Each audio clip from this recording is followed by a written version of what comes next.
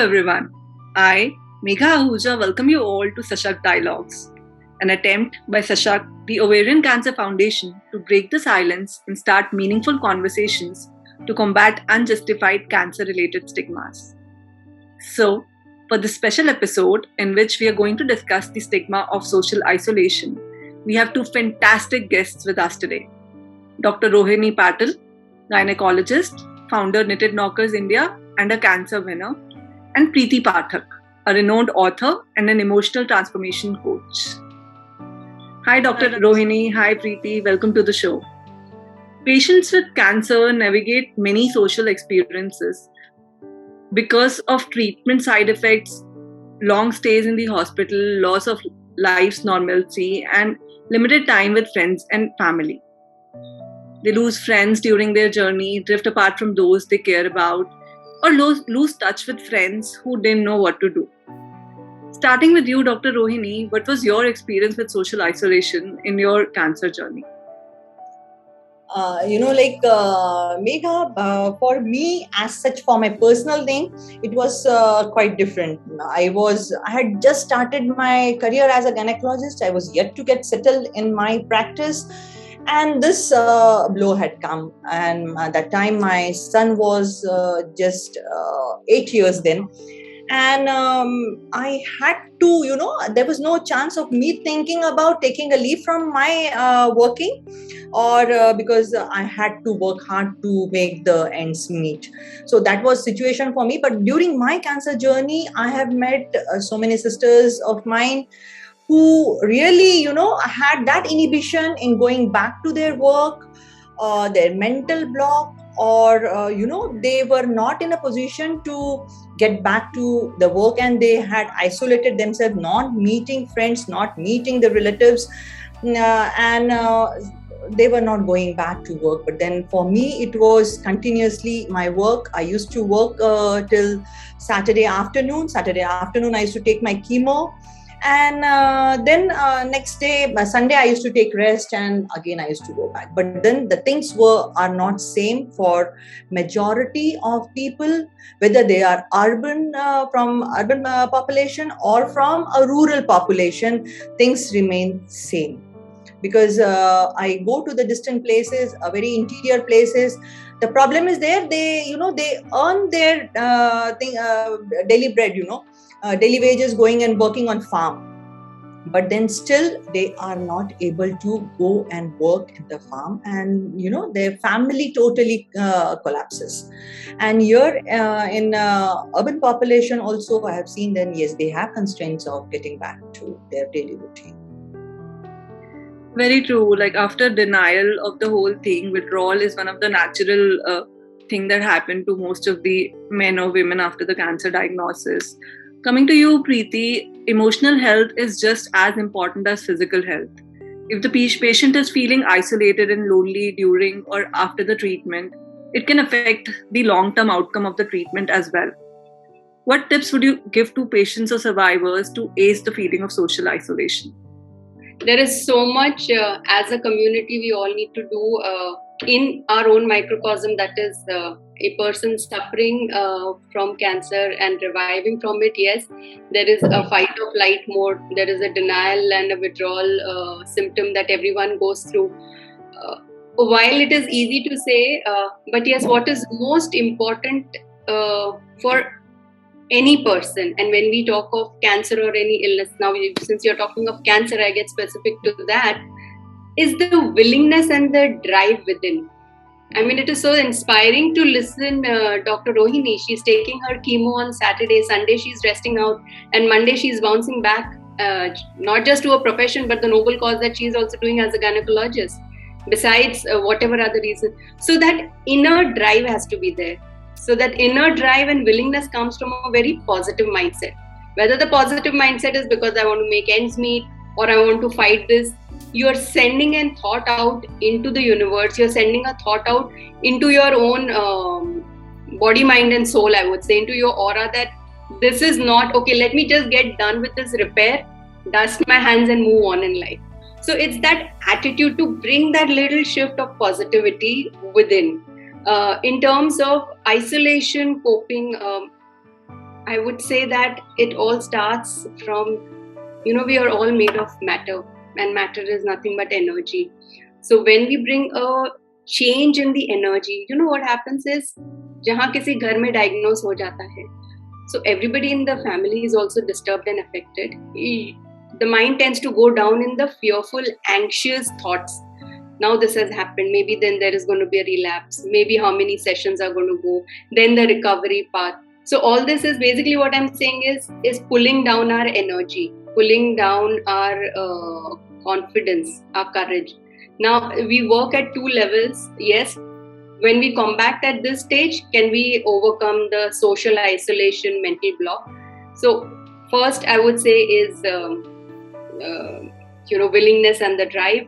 Second is bring that conducive, happy, peaceful atmosphere in the house. So simple things like, you burn camphor in your apartment, you do a sage aroma. So that drives away the negativity. Now these work at the energy level, but that also, जैसे घर में हम शाम को सुबह दिया बत्ती लगाते हैं, bell बजाते हैं. What is the scientific reason for ringing the bell? We are driving away all the negative, I would say, dead, stagnant energy that is around us. So when we work at that subtle level, second, we work with a positive drive. That is, I want to just come out of this. हुआ ठीक है. It is as good as अगर हम mind में लगा दे कि मैं swimming करने गई हूँ और मैंने अच्छे से छलांग स्विम नहीं की, and there are 20 people who are looking at me swim, probably, or I'm conscious because of my body and I'm in that swimming costume. But the moment we bring our mindset change, no, why have I come to swim? I am swimming because I want to be fit, I want to increase my stamina, and I just enjoy the sport. So when we bring that mindset, we are breaking down the shackles of what if. So likewise comes for any social isolation also, and in this case cancer, because it's built up so much. I sometimes feel, yes, we've got a block in our mind कि because it's cancer, एक तो वो डरावना सा लगता है, तो लगता है अरे तुम्हें ये हो गया तो तुम कैसे जाओगे, what are people going to say, what are people going to think. You need to remove the people out. You need to look at yourself. Think of yourself, what I want. So with that confidence, if you just put the step ahead, then you'll be able to overcome it. It's the confidence and the courage. Yes, Preeti, I just want to add, yes, it is something more of your mindset, how Yes. you take it. Correct. Yeah, absolutely. Because, yes, 11th day post-op, my post-op, I did a cesarean for my patient. So, people were like, why did you do it? No, that was one of my way to get back my energy. Being with my patients and doing my work. I would always say that, yes, my family was with me. I was, trying to come out of it. But most important, the patients. I knew that if suppose I am with my patients, so likewise, everybody has to find out what would make, pull them up from the situation. I absolutely agree to this because even in my parents' case, like both my parents are cancer survivors, and at the time of my dad's cancer journey, he used to go straight away to his office from his chemotherapy sessions. And the way he fought it, he used to give us strength rather than taking strength from us. So that is how he fought it, and a mindset plays a major role in the whole journey. Coming to you, Dr. Rohini, cancer treatment leads to changes in physical appearance as well. Some changes can be temporary, like hair loss, but some changes are permanent, like mastectomy, in which women's breast has to be removed surgically. These changes can lead to stigma and eventually social isolation as well. What is your take on this? Yes, during the cancer treatments, during the chemo, you do have hair loss, but it's not a permanent thing. But then mastectomy, losing one breast to the cancer, or sometimes bilateral removal is also there. In spite of we having now breast conservation surgeries, but yes, few of them, they have to go for the mastectomy or removal of the breast. I would say that this really affects the person mentally, physically, emotionally, psychologically, and most important, psychosocially also. This, they know that if suppose you have a hair loss, yes, you're going to get back that hair after some time. But then losing the breast to the cancer is something which is affecting the mindset of the person. It is not that about how you look, or that is not something about the physical appeal, what I always say, but then it is something having your previous normal. So I have seen people isolating themselves. I went to a very interior place. I got to meet a person who was waiting to, have a dialogue with me, knowing that I am a survivor. And she said that it's 10 months that she has not come out of the house. Reason that was really surprising, that she was not aware of prosthesis at all. And secondly, the difficulty comes that the choice of clothing, the fitting, and how the people will perceive them when they go out, how they will look at you. Another person who was working in fields, she was not able to go back to the field because she says that she gets staring eyes. Because I don't have a breast and I go and work in the fields, the way the people stare, I don't wish to come out of the house. So this is what affects. And there are few very strong that, okay, fine, I don't mind. But then this is the situation that it really affects. And that is why I started the movement called Knitted Knockers India. It's a group of volunteers who we create awareness about the processes. Rural population is not at all aware of it, that they have got some way to cope with this loss of the breast, and they would look normal to their own self, not to others. I'm talking not about the others. But then, and we knit and crochet and we gift it to them, because financial constraints also keep them away from the processes. So that is what is being done. And we gift it to the people, anyone who needs it in our country. And of course, outside our country also we are giving. And that is what, mastectomy did. When I initially started, can you believe people used to say, ma'am, you are doing cancer awareness, you are doing screening at site. Okay, that is, you go and make them teach how to do breast self-examination, that's okay. But iski kya jarurat?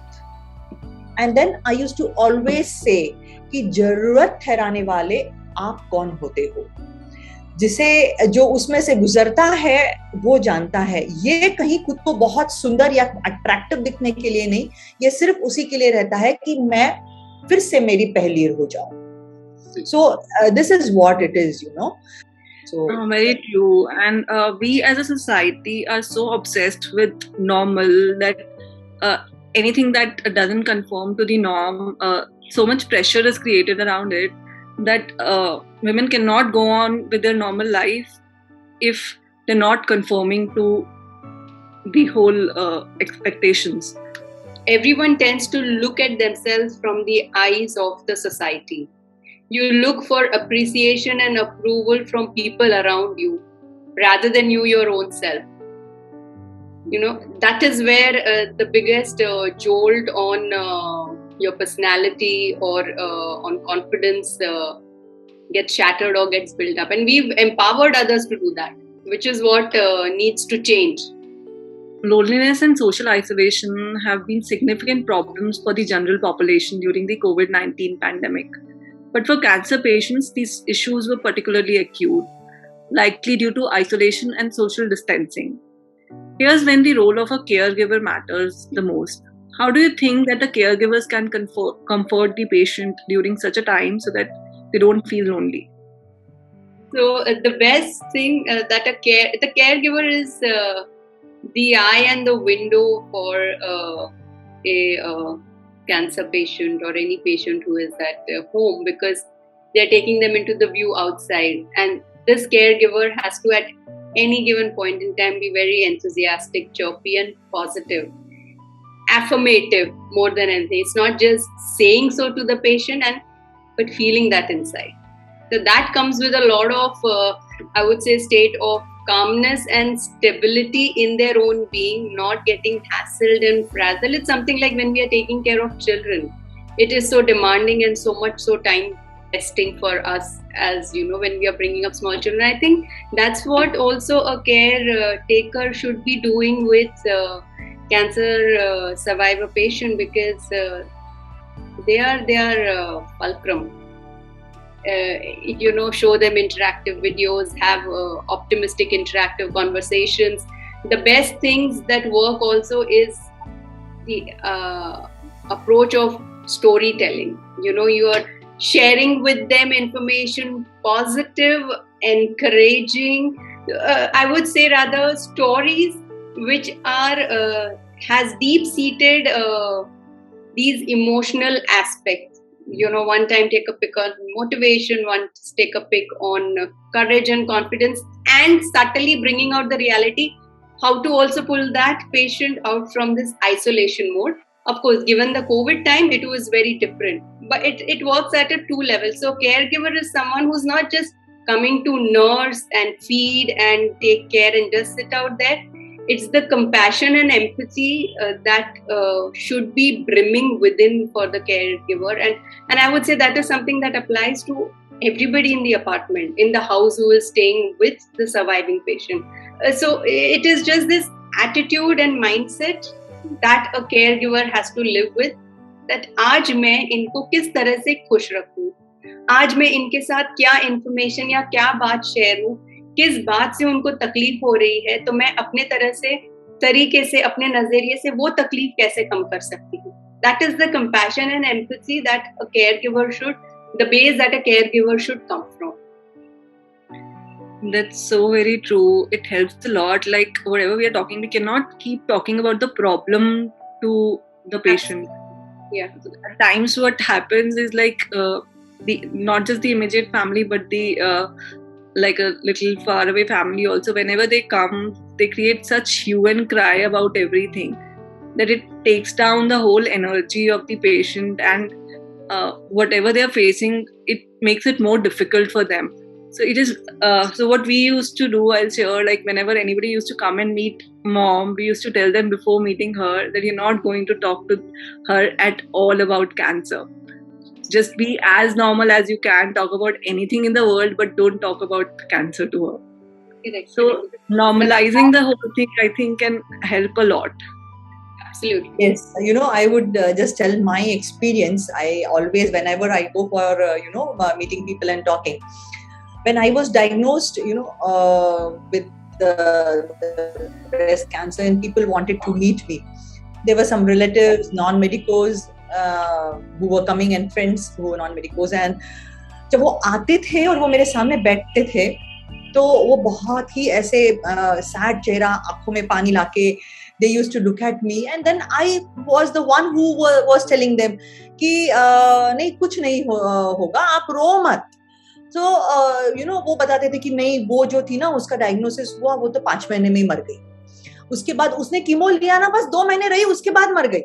उसको ना operation करने को मना किया था, उसने किया, पर क्या 1 साल भी नहीं जी. You imagine, they were coming and talking to me, although they were knowing I am a medico, और तब उनका वो चेहरा और वो जो उनके चेहरे पे जो रहता था, तो मैं हर बार बोलती थी कि मुझे उन सबको देख के ऐसा लगता था कि कहीं वो मेरे 13वीं को तो नहीं आए हैं. Generally the 13th day is celebrated after you die. So those all used to sit in a way like, they have come down for that. And I was the person who used to tell them that don't do it. So कुछ नहीं होगा, सब कुछ ठीक ही होने वाला है. And secondly, there was one of my patients who was about to deliver, and they were staying nearby me, and her brother one day, I was into my own hospital, constructing my own hospital also. So during that chemo, my hospital work had just started, and I had to, concentrate on both the things, because I was keeping my patient at some other doctor's hospital. So that brother of that patient came and told me, see, look, आपकी तबीयत तो ऐसी है, कहाँ आपने ये hospital बनाने निकाला है? मुझे तो लगता है कि आपकी तबीयत की तरफ ध्यान दो, हॉस्पिटल तो बंद ही कर दो बांधना. So then I told very coolly, मैं बोली देखो 2 चीजें हैं. एक तो मैं मर ही गई इसमें, तो जब मैं मरूंगी तो मेरा ड्रीम कम ट्रू होना चाहिए. मुझे ड्रीम था कि मेरा नर्सिंग होम होना है, और अगर समझ लो खुदा ना खास्ता मैं इसमें से बच ही निकली, इसके लिए तो मुझे लगने ही वाला है hospital. So in the both the cases I am not going to stop my construction. उसके बाद वो बंदा मुझे मिलने ही नहीं आया. सो यू नो, मैं हर बार उनको मैं मिलती हूँ, मैं हर बार उनको यही बताती हूँ कि कहीं आप जब खुद के लिए खड़े रहोगे तभी खड़े रह पाओगे. आप किसी का सहारा लेके खड़े नहीं रह सकते, आप खुद का सहारा बनना बहुत जरूरी है. So that is, every time I meet, whether they are rural population, whether they are urban population, this I hammer on them. कि किसी और का सहारा मत ढूंढो, खुद ही का खुद सहारा बनो. ना 2 तरीके होते हैं इसको देखने के. दोबारा लोग जो आते हैं, they don't know themselves how to handle. Second, they are judging, and if you're going against the normal, you're not brooding and crying and expecting, oh, I am also getting coddled down with their sympathy, then they rebel and they can't handle it, and that is where the push is required. That's so true. Dr. Rohini, at times when the patients isolate themselves, they're not ready to open up about their feelings as they feel no one will understand. What role can support groups play in such a case? Megha, support groups really play a tremendous role in bringing back the confidence in the survivor. When you have a support group, you meet people, who have gone through it, who know the disease from very near point of view. So when you go and join a support group, you find a like-minded people, you find people who have gone through it, who have come out of it, and looking up to them, the other survivors who have joined gain their confidence. And it is very important that this joining a support group, it's not just a support group. Also, it should not be just a group as such, but then you can go and meet the survivors. Like so many people, they come, and when they know that I am a survivor, they just want to come and talk to me and gain back that confidence, कि नहीं, ये आज कहीं 20 साल जिंदा है तो हम भी इसी के समान जिंदा रहने वाले हैं, हम भी कुछ अच्छा करने वाले हैं. बहुत इससे बोलते हैं, मैडम मैं भी आपके समान रह पाऊंगी. क्यों नहीं रह पाओगे? मेरे से अच्छा रह पाओगे आप, क्यों नहीं रह पाओगे? सो when they go back, they are with a smile. Madam आपको देख के ऐसा लगा ना कि हम भी जिंदा रहेंगे. हाँ जरूर, क्यों नहीं जिंदा रहोगे आप. So that gives some inner strength to them, looking and talking to you that you're doing your daily routines, nothing has changed, life is more beautiful now. So that's what brings back their confidence, and वो जो एक zeal उनका life का निकल जाता है, तो वो फिर से लौट के आता है. Then very small things they ask which they are not able to ask anyone, कि आपने ऐसा किया था क्या, आपने वैसा किया था क्या. Then I tell them that आपको जब चाहे तब आप मुझे आके मिलिए, because when I was going through, I had one of my friends at Sangli who had just completed her chemo. So I used to keep on, although I was a doctor, but at that time I was a patient. So I used to give a call to her that, see, today I felt like this. Did you feel in that way? So she used to say yes. So then I used to feel, acha, isme to koi badi baat nahi hai. Because, although I was a doctor, but then I was a gynecologist, oncologist, to know each and everything. And the general population, yes, they must be having a lot of difficulties, and each and everything, they are not able to interact with their doctors. So this support group is plays a really a major role, I would say, to bring back the confidence and the smile on the face. Meeting them, interacting with them, knowing that they have also overcome whatever they are going through, really makes a difference. Very right. And I think having the right role model can help a lot. And thank you so much for being role model for so many. Now, coming to you, Preeti, society views cancer differently than any other illness. People may readily talk about other diseases, but that's not the case with cancer. Patients often feel that it's the end of their life post-cancer diagnosis, and this also results in patients isolating themselves. Do you think we need to downplay cancer as a society? Absolutely.